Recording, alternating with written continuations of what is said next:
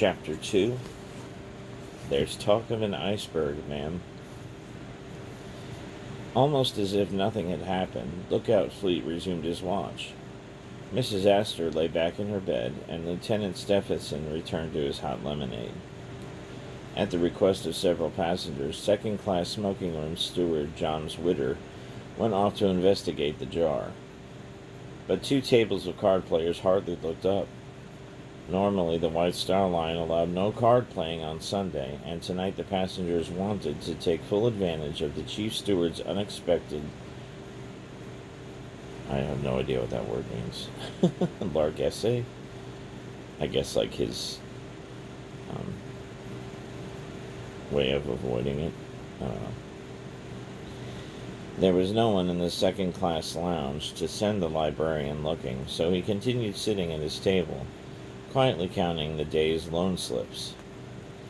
Through the long white corridors that led to the staterooms came only the murmurs of people chatting in their cabins, the distant slam of some deck pantry door, occasionally the click of an unhurried high heels, all usual sounds of a liner at night. Everything seemed perfectly normal, yet not quite. In his cabin on B deck, 17-year-old Jack Thayer had just called good night to his father and mother, and Mr. and Mrs. John B. Thayer of Philadelphia. The Thayers had connecting staterooms, an arrangement compatible with Mr. Thayer's position as second vice president of the Pennsylvania Railroad. Now, as young Jack stood buttoning his Panama pajama jacket, the steady hum of the breeze through his half-open porthole suddenly stopped. On deck below, Mr. and Mrs. Henry B. Harris sat in their cabin playing double Canfield. Mr. Harris, a Broadway producer, was dog-tired, and Mrs. Harris had just broken her arm. There was little conversation as Mrs. Harris idly watched her dresses sway in their hangers from the ship's vibration. Suddenly, she noticed they stopped jiggling. Another deck below, Lawrence Beasley, a young science master at Dulwich College, lay in his second-class bunk reading, pleasantly lulled by the dancing motion of the mattress. Suddenly, the mattress was still. The creaking woodwork, the distant rhythm of the engines, the steady rattle of the glass dome over the A-deck foyer, all the familiar shipboard sounds vanished as the Titanic glided to a stop. Far more than any jolt, silence stirred the passengers. Steward bells began ringing, but it was hard to learn anything. "Why have we stopped?" Lawrence Beasley asked a passing steward. "I don't know, sir," came a typical answer, "but I don't suppose it's much." Mrs. Arthur Ryerson, from the Steele family, had somewhat better results. "There's talk of an iceberg, ma'am," explained Steward Bishop, "and they have stopped, not to run over it." While her French maid, Victorine, hovered in the background, Mrs. Ryerson pondered what to do.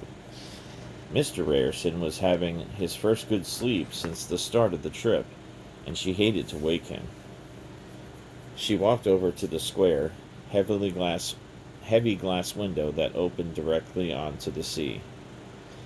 Outside, she saw only a calm, beautiful night. She decided to let him sleep. Others refused to let well enough alone. With the restless curiosity that afflicts everyone on board ship, some of the Titanic's passengers began exploring for an answer. In C-51, Colonel Archibald Gracie, an amateur military historian by way of West Point and an independent income, methodically donned underwear, long stockings, shoes, trousers, a Norfolk jacket, and then puffed up to the boat deck. Jack Thayer simply threw an overcoat over his pajamas and took off, calling to his parents that he was going out to see the fun. On deck, there was little fun to be seen, nor was there any sign of danger. For the most part, the explorers wandered aimlessly about or stood by the rail, staring into the empty night for some clue to the trouble. The Titanic lay dead in the water, 3 of her 4 huge funnels blowing off steam with a roar that shattered the quiet starlit night. Otherwise, everything was normal. Toward the stern of the boat deck, an elderly couple strolled arm in arm, oblivious to the roaring steam and the little knots of passengers roving about. It was so bitterly cold, and there was so little to be seen, that most of the people came inside again. Entering the magnificent foyer on A deck, they found others who had also risen but preferred to stay inside where it was warm. Mingling together, they made a curious picture. Their dress was an odd mixture of bathrobes, evening clothes, fur coats, turtleneck sweaters. The setting was equally incongruous. The setting was equally incongruous. The huge glass dome overhead, the dignified oak paneling, the magnificent balustrades with their wrought iron scrollwork, and looking down on them all, an incredible wall clock adorned with two bronze nymphs, somehow symbolizing honor and glory crowning time. "Oh, it'll be a few hours, and we'll be on our way again," a steward vaguely explained to first-class passenger George Harder. "Looks like we've lost a propeller, but it'll give us more time for bridge," called Howard Case, the London manager of Vacuum Oil, to Fred Seward, a New York lawyer. Perhaps Mr. Case got his theory from Stuart Johnson, still contemplating a sojourn in Belfast. In any event, most of the passengers had better information by this time. "What do you think?" exclaimed Harvey Collier to his wife, as he returned to their cabin from a tour around the deck. "We've struck an iceberg, a big one, but there's no danger. An officer told me so." The Colliers were traveling second class, on their way from Britain to a fruit farm just purchased in Fayette Valley, Idaho. They were novices on the Atlantic, and perhaps the news would have roused Mrs. Collier, but the dinner that night had been too rich. She had just asked her husband if anyone seemed frightened, and when he said no, she lay back again in her bunk. John Jacob Astor seemed equally unperturbed. Returning to his suite after going up to investigate, he explained to Mrs. Astor that the ship had struck ice, but it didn't look serious. He was very calm, and Mrs. Astor wasn't a bit alarmed. "What did they say is the trouble?" asked William T. Stead, a leading British spiritualist, reformer, evangelist, and editor, all rolled into one. A professional individualist, he seemed almost to have planned his arrival on deck later than the others. "Icebergs," briefly explained Frank Millet, the distinguished American painter. "Well," Stead shrugged, "I guess it's nothing serious. I'm going back to my cabin to read." Mr. and Mrs. Dickinson, Bishop of Dowagiac, Michigan, had the same reaction. When a deck steward assured them, "We have only struck a little piece of ice and passed it," the Bishops returned to their stateroom and undressed again. Mr. Bishop picked up a book and started to read, but soon he was interrupted by a knock on the door. It was Mr. Albert A. Stewart, an old gentleman who had a large interest in the Barnum and Bailey circus. "Come out and amuse yourself." Others had the same idea. First-class passenger Peter Daly heard one young lady tell another, "Oh, come and let's see the berg. We have never seen one before." And in the second-class smoking room, somebody facetiously asked whether he could get some ice from the berg for his highball. He could indeed. When the Titanic rushed by, several tons of ice crumbled off the berg and landed on the starboard well deck just opposite the foremast. This was third-class recreation space, and the ice was soon discovered by steerage passengers coming up to investigate. From her cabin window on B deck, Mrs. Natalie Wick watched them playfully throwing chunks at each other. The ice soon became quite a tourist attraction. Major Arthur Godfrey Peuchen, a middle-aged manufacturing chemist from Toronto, used the opportunity to descend on a more distinguished compatriot, Charles M. Hayes, president of the Grand Trunk Railroad. "Mr. Hayes," he cried, "have you seen the ice?" When Mr. Hayes said he hadn't, Peuchen followed through. "If you care to see it, I will take you up on deck and show it to you." And so they went all the way forward on A deck and looked down at the mild horseplay below. Possession of the ice didn't remain a third-class monopoly for long.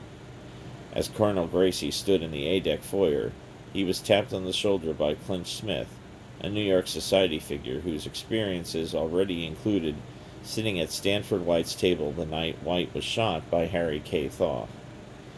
"Would you like," asked Smith, "a souvenir to take back to New York?" And he opened his hand to show a small piece of ice, flat like a pocket watch. The same collector's instinct gripped others. Abel Seaman, John Poindexter, picked up a sliver and showed it around to the crew's mess room.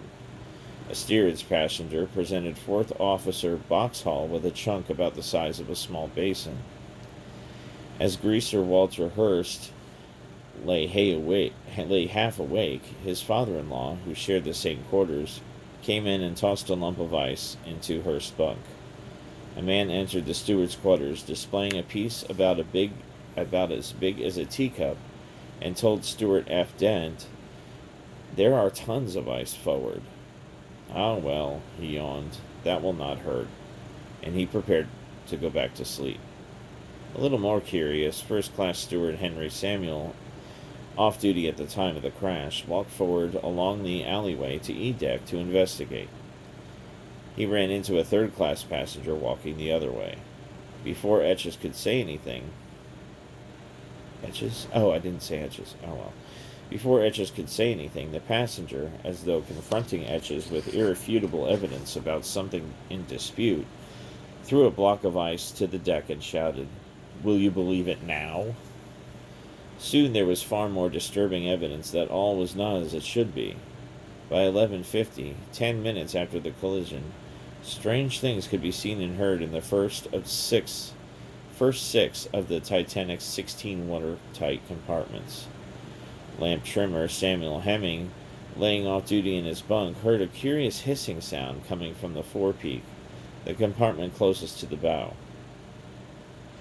He jumped up, went as far as forward as he could, and discovered that it was air escaping from the forepeak locker, where the anchor chains were stowed. Far below, water was pouring in so fast that the air rushed out under tremendous pressure. In the next compartment aft, containing the firemen's quarters and cargo hatch number 1, leading fireman Charles Hendrickson was also aroused by a curious sound. But here it was not air, it was water. When he looked down the spiral staircase that led to the passageway connecting the firemen's quarters with the stokeholds, he saw green seawater swirling around the foot of the grated cast-iron steps. Steerage passenger Carl Johnson had an even more disturbing experience in the third compartment aft. This contained the cheapest passenger accommodations, lowest in the ship and closest to the bow. As Johnson got up to see what was causing a mild commotion outside his cabin, water seeped in under the door and around his feet. He decided to dress, and by the time his clothes were on, the water was over his shoes. With a detached, almost clinical interest, he noted that it seemed to be of very even depth all over the floor. Nearby, steerage passenger Daniel Buckley was a little slower to react, and when he finally jumped out of his bunk, he splashed into water up to his ankles. 5 postal clerks working in the fourth compartment were much wetter. The Titanic's post office took up 2 deck levels. The mail was stacked, along with first-class luggage, on the orlop deck, and was sorted just above on G deck. The 2 levels were connected by a wide iron companionway, which continued up to F deck and the rest of the ship. Within 5 minutes, water was sloshing around the knees of the postal clerks as they dragged 200 sacks of registered mail up the companionway to the dryer sorting room. They might have spared themselves the trouble. In another 5 minutes, the water reached the top of the steps and was lapping onto G deck. The clerks now abandoned the mail room altogether, retreating further up the companionway to F deck. At the top of the stairs, they found a married couple peering down at them. Mr. and Mrs. Norman Campbell, Chambers of New York, had been attracted by the noise. While returning to their cabin after a fruitless trip to the promenade deck, now the Chambers and the postal clerks watched the scene together, joking about the soaked baggage and wondering what might be in the letters they could see floating around the abandoned mailroom. Others joined briefly from time to time: Fourth Officer Boxhall, Assistant Second Steward Wheat, and even once Captain Smith. But at no point could the Chambers bring themselves to believe that anything they saw was really dangerous. The fifth watertight compartment from the bow contained boiler room number 6. This was where Fireman Barrett and Assistant Second Engineer Hexeth jumped through the watertight door just as it slammed down after the collision. Others didn't make it and scrambled up the escape ladders that had laced their way topside. A few hung on, and after a moment some of the others came down again. Shouts of "Shut the dampers" and "Draw the fires" came from somewhere. Fireman George Buchamp worked at a fever pitch as the sea flooded in from the bunker door and up the floor plates. In 5 minutes it was waist deep, black and slick with grease from the machinery. The air was heavy with steam. Fireman Beauchamp never did see who shouted the welcome words, "That will do." He was relieved to care as he scurried up the ladder for the last time.